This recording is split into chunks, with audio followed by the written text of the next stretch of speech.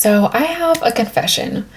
I used to be a major people pleaser, and even once I was aware of this pattern, it was so hard to break free. But I had a realization along the way that reframed everything and made overcoming this pattern a lot easier. So in this video, I'm going to share this reframe with you, and we'll talk about it in terms of how it feels from both perspectives, the perspective of the one doing the people pleasing and the perspective of the one receiving it.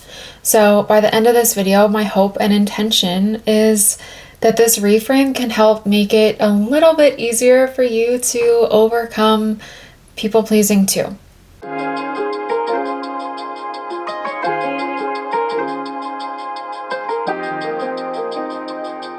So, like I mentioned, I used to be a major people pleaser. It was a pattern that I was unaware of for a long time.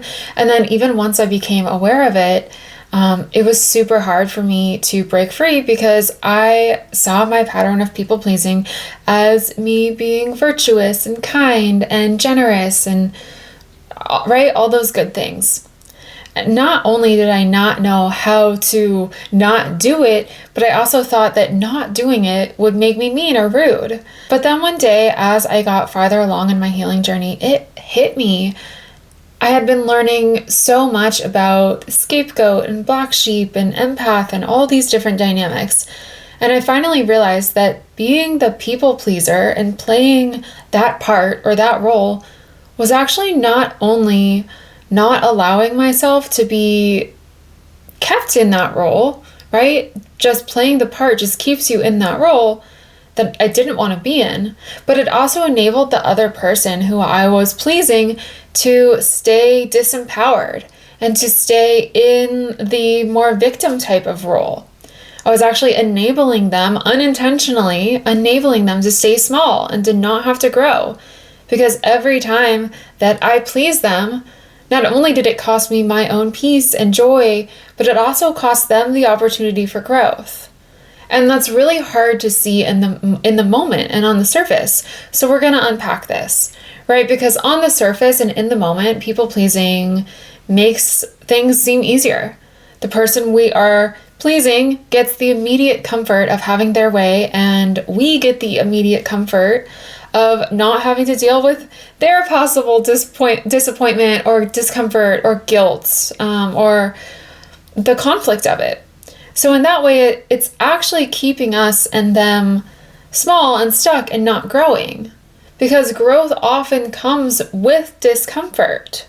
That's part of the beauty of our emotional guidance system and being able to grow through hard things, or transforming shadows into gold, as I like to call it.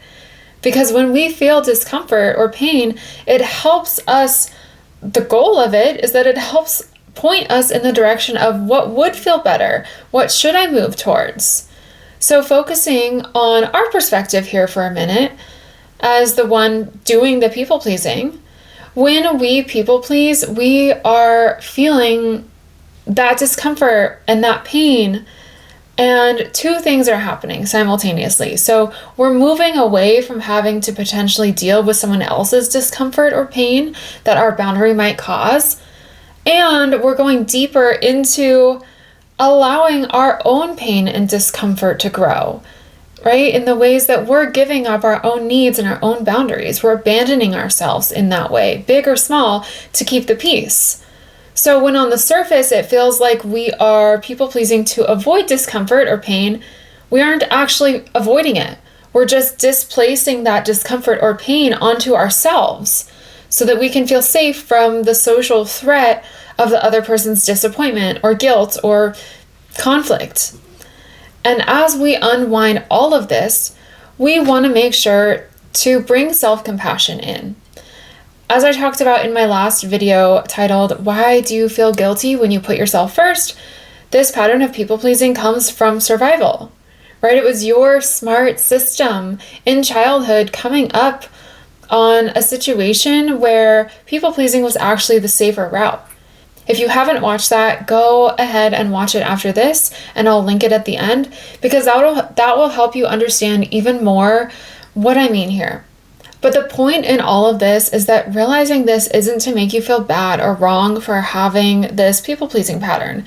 It's to recognize where the heck that this pattern comes from. And in that, you get more understanding. And in that understanding, it helps you release the pattern and heal those wounded parts of you. So now let's talk about the other person's perspective in the people-pleasing, right? The person being pleased in any given interaction. And there are a few possibilities for how this could go. So let's play some of them out. When someone else has a desire or a need and they share that, and we don't share our desire or our need or our boundary, and we just go along with theirs to keep the peace, we actually don't really know if maybe they would have been totally fine with your need, your desire, your boundary. So you aren't really giving them the chance to show up, for them to see you, to show that they care about you and your needs. And this can be linked to that past pain of feeling like, well, no one cares about it anyway. But it can actually take away the possibility of you seeing, oh, other people do care, and show you that care. And if you don't communicate it to them, they simply won't know. Something I realized along my journey is that while I'm super empathic and sensitive and often intuitively know what someone else might need or feel, other people often don't. And I used to assume that them not getting that just intuitively meant that they didn't care or they didn't want to know my needs or my desires or boundaries. But I realized that often that's not true. Often they simply just don't realize, and we can't expect them to be mind readers. So that's one reason why just having open communication is so important, instead of automatically going into giving in and people pleasing. Another common thing that happens here is that, let's say you do communicate your need or your desire or boundary, and they push back. They start showing that they're really disappointed or trying to make you feel guilty or bad. And this is the main scenario where this reframe has really helped me, because I used to give in really quickly.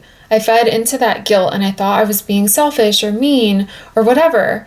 But this reframe made me realize that if in that moment I give in to the guilt and say, oh, never mind, and I just go along with what they want, that actually deep down is giving them permission to not grow. And us, but we're focusing on them, right? We already talked about us, but it's giving them the permission to not grow, to not ever have to face their own discomfort, to not ever have to learn more healthy ways of relating to people. And we're also avoiding those things for ourselves. Giving in and people pleasing in this scenario is basically enabling both of you to stay small, but also enabling them to stay small and stay stuck in their own patterns. And this is really hard because this is not something that's super easy to see on the surface, right?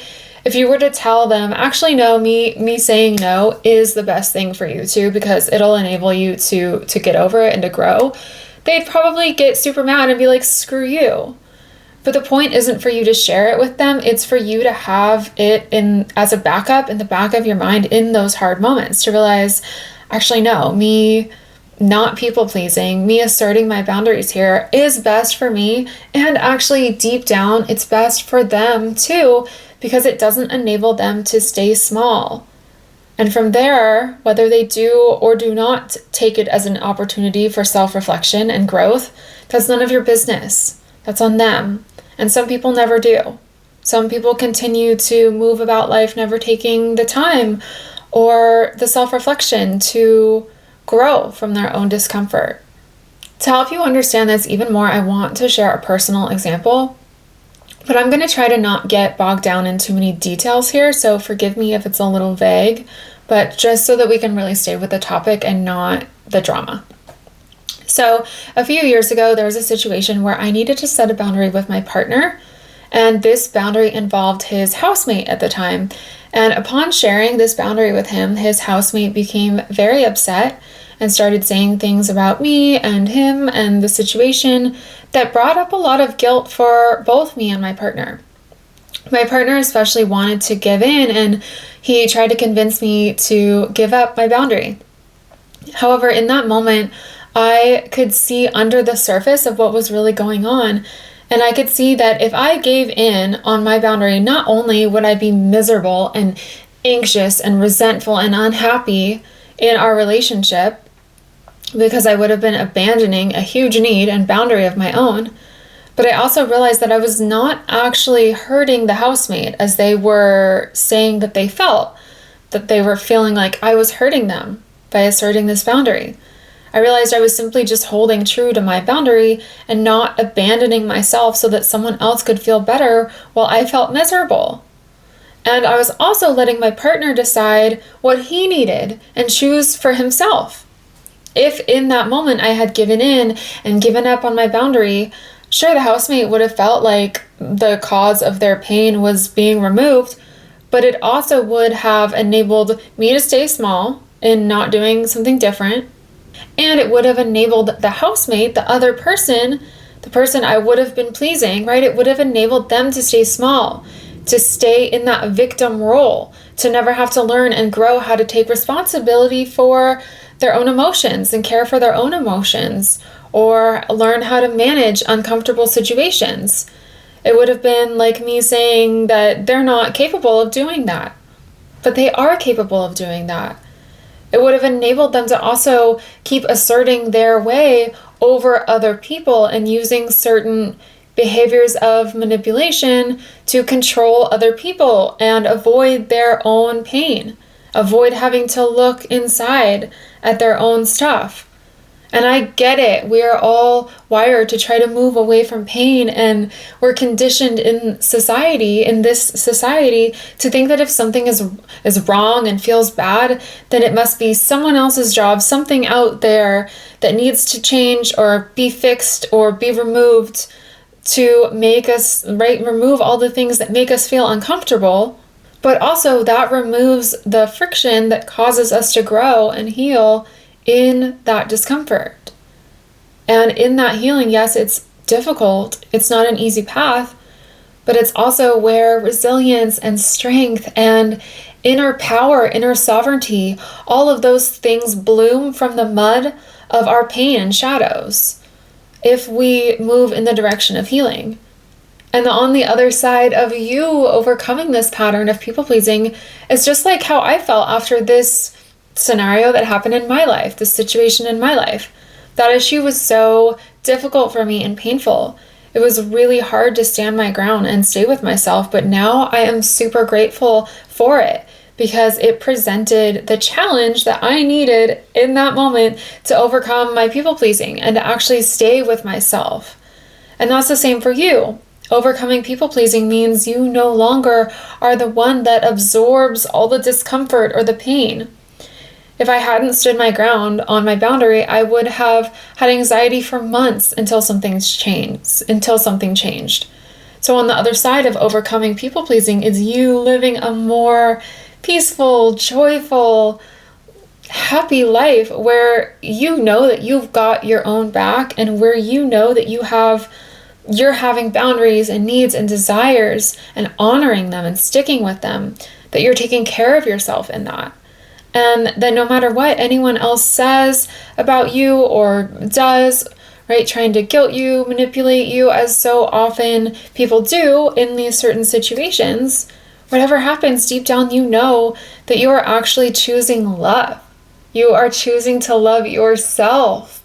And you are choosing to love the other person by holding your boundary and holding the belief that they will be able to handle their own feelings and challenges and growth. And knowing that, sure, while in the moment, of course, it's not going to be easy and it's not going to seem like a good thing, in the long run, that it actually is allowing the potential for growth and healing. And whether that happens or not with them, you know that you are choosing healing and growth for yourself.